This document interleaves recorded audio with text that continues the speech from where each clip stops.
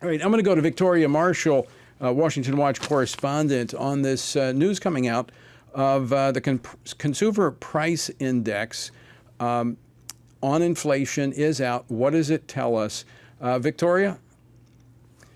So give us the latest Consumer Price Index information. It was released yesterday. It shows inflation last month at 3.4%, a slight decrease from the 3.5 inflation we saw in March. But what does this tell us about Bidenomics? Yeah, Tony, thanks for having me on the show today. So it did show, the Consumer Price Index report show that inflation did dip from March when it was 3.5%, but it did show that prices ever since Biden took office in January of 2021 have increased steadily by 20%. So obviously that is not good economic news for the Biden administration and for voters, because the economy is at the top of their minds when they're thinking of voting for Biden or for Trump come November. The President Biden saying that when he took office, inflation was at 9%, and now it's down, below 3%. Is he reading his numbers back, or what's going on there? Yeah, obviously that was a blatant fabrication, because when President Biden took office, inflation was at 1.4%. There was a peak of 9.1% in June of 2022, which is crazy, but that was also under his watch. So maybe he's referring to that number. But right now, he started his presidency with inflation being at 1.4%. It's steadily increasing, and now we're seeing it's at 3.4%, and it's hurting Americans hard. Obviously, that's an issue that's going to be at the top of their minds when they go vote in November. I mean, it's kind of hard to, I think, sweep this under the rug. It's not like it's a policy that doesn't affect people. I mean, you pull in to get a Happy Meal, and you're not so happy when you pay for it. I mean, prices everywhere are going up. Grocery prices. Gas, as I mentioned, gas prices up 40% in the last 3 years. So it's kind of hard to put a spin on this, is it not? Yeah, it is hard to put a spin on it. I mean, I know the White House Press Secretary Karine Jean-Pierre, she said that it's not the Biden administration's fault necessarily. These were factors that happened during the Trump administration with the pandemic. So trying to blame the pandemic and also the Trump administration for these high prices that are happening right now in the U.S. economy.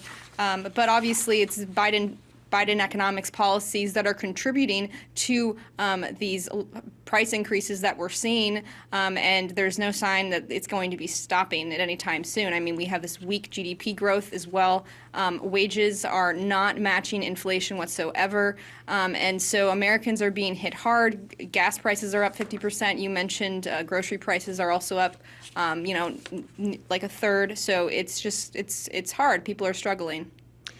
And yesterday, J.P. Morgan Chase CEO Jamie Dimon urged the Congress to reduce its fiscal deficit in order sooner rather than later, suggesting that the deficit spending is a part of the fueling of the inflation.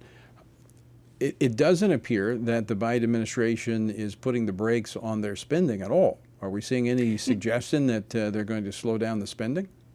No, not at all. And also you can say Congress is not slowing down its spending at all. I mean, we keep passing these bills that just blow out the deficit, and this kind of spending is an existential threat to this country. And so it's not just the Biden administration that's the problem. It's also Congress, both Republicans and Democrats, who continue to pass these massive omnibus spending bills, funding these ridiculous programs that we shouldn't be funding in all sectors of our government on the federal and state and local level. And so really we should be asking our representatives in Congress to be focused on this issue and start trying to cut costs where we can. Yeah, I think it is important to realize that there are several factors that are driving these increased costs, the inflation, deficit spending, as we're talking about, but also policies.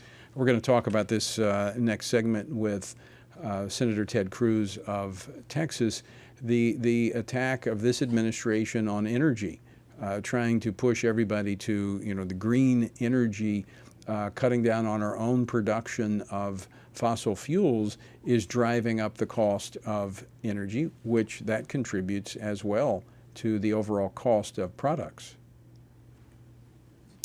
Yes, definitely. I know that Biden administration is trying to transition our economy to more of a green economy, trying to get more Americans to purchase electric vehicles, which are insanely expensive, and kind of move us away from the gas-powered car model. But obviously, we don't have that kind of infrastructure, and that kind of investment into that technology is going to just increase costs for Americans. You know, at the gas pump, and also just in terms of inflation and the tax dollars. Well, it's certainly something we're going to be watching over the next few months, because I do believe this is going to be a major factor in how people decide how they're going to vote, among many other issues. I mean, we see strong contrast between the two parties.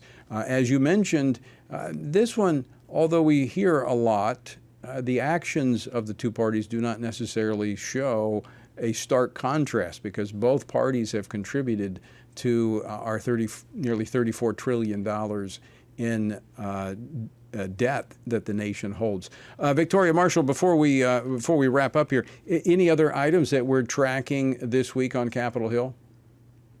Yeah, not on Capitol Hill, but what I find to be a very interesting story is these pro-lifers that have been sentenced to several years in prison by the Biden Department of Justice for protesting outside of a Washington, D.C. abortion clinic. So adjacent to Capitol Hill, but obviously not with the Congress people. Well, we're going to actually talk about that as well in the next segment with Senator Ted Cruz of Texas, as he has been a vocal opponent of the FACE Act, the Freedom of Access to Clinic Entrance Act, which was passed back in 1994 during the Clinton administration. That has been used by the Biden administration to go after peaceful pro-life protesters. Victoria Marshall, thanks so much for joining us today.